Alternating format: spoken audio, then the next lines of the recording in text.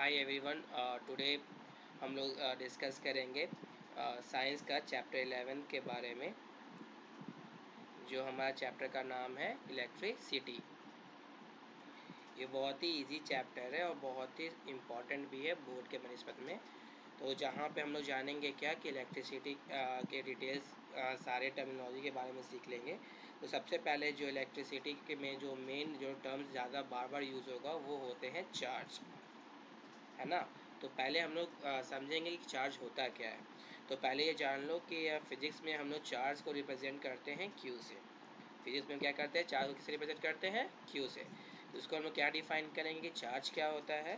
तो हम लोग ऐसे बोलेंगे कि इट इज़ द, आप लोग भी नोट करते चलिएगा, it is the property of matter, it is the property of matter that causes it to experience a force, experience a force when placed in electromagnetic field। आप भी note करते चले जाइएगा आप लोग। तो सबसे पहले क्या जानना है इलेक्ट्रिसिटी में कि चार्ज क्या होता है। तो हमने क्या बोला कि सबसे पहले आप याद कर लो कि चार्ज को किससे हम लोग रिप्रेजेंट करते हैं, क्यू को। क्या बोलते हैं, डेफिनेशन क्या होता है, it is the property of matter that causes it to experience a force when placed in electromagnetic field, या whenever placed in electromagnetic field, या फिर when placed in electromagnetic field. कहने का मतलब क्या है कि जब भी चार्ज को, है ना, अगर हम लोग कभी भी इलेक्ट्रिक मैग्नेटिक फील्ड में डालेंगे तो उसके ऊपर एक फोर्स वो एक्सपीरियंस करेगा। ठीक है, तो यानी कि जब भी कोई जो इलेक्ट्रोमैग्नेटिक फोर्स जो हम लोग टर्म यूज करेंगे, जो आगे के क्लास में जब आप लोग पढ़ोगे तो वहाँ जानोगे चार्ज एक इंपॉर्टेंट फैक्टर होता है जो किसी भी मैटर का जो प्रॉपर्टी कहलाता है।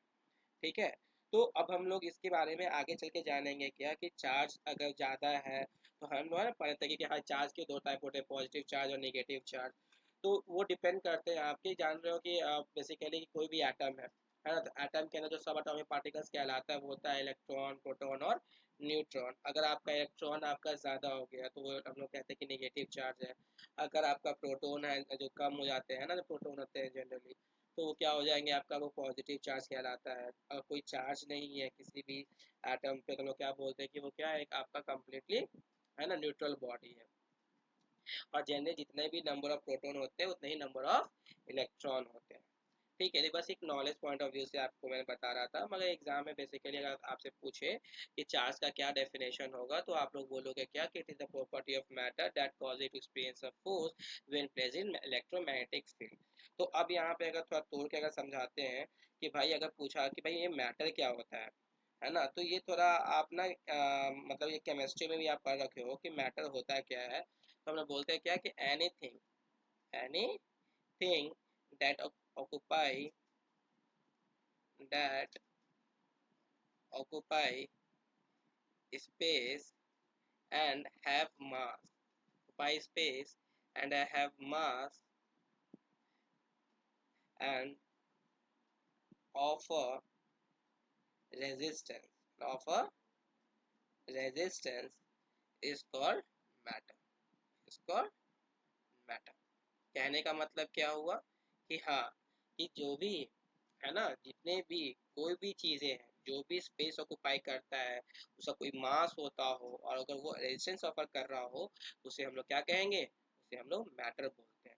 अब आ गया भाई इसमें जो टर्म्स यूज हो रहे हैं, मास, है ना, तो मास का भी एक डेफिनेशन होता है ना, it is a property of matter, है ना। बोलते हैं व्हाट इज मास। अगर एग्जाम में कोई पूछ दे आपसे कि मास को डिफाइन करो तो क्या बोलोगे, amount of matter present in any object, amount of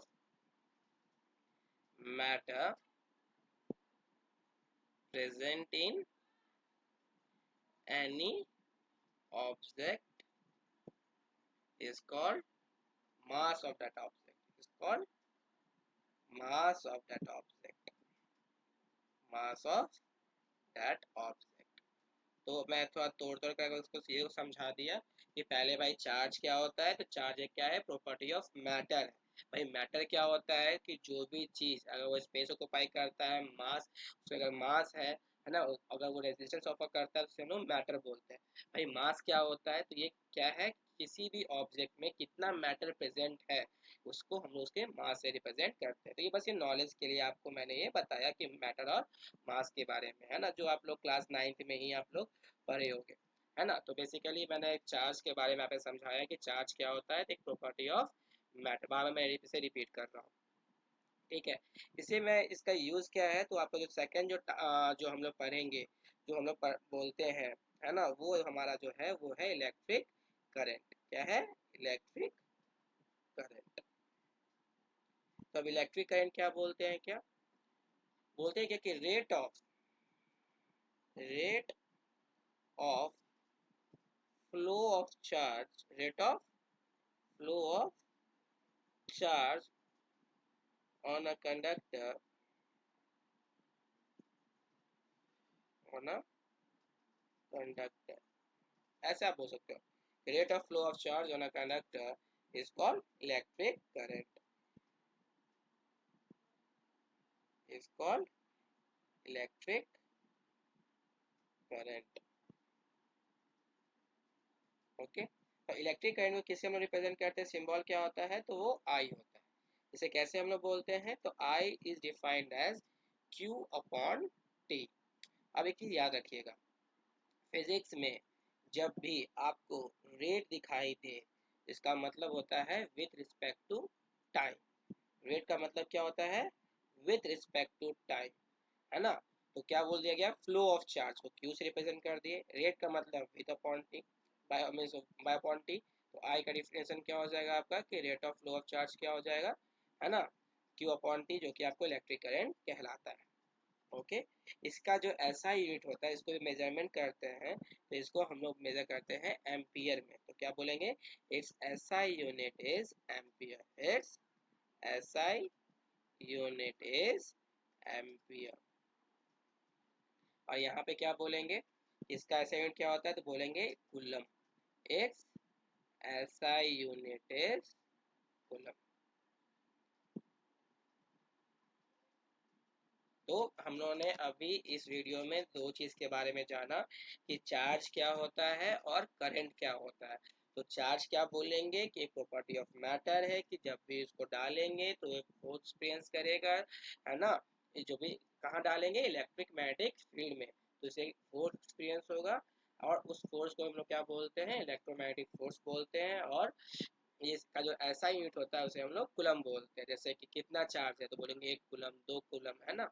तो उसका जो मेजरमेंट करने का जो वैल्यू हम लोग यूज करते हैं उसे हम लोग कुलम बोलते हैं। फिर अगर यही चार्ज किसी कंडक्टर में किसी समय में कितने समय में कितना फ्लो कर रहा है, तो उसी को क्या कहते हैं हम लोग, इलेक्ट्रिक करंट। ठीक है।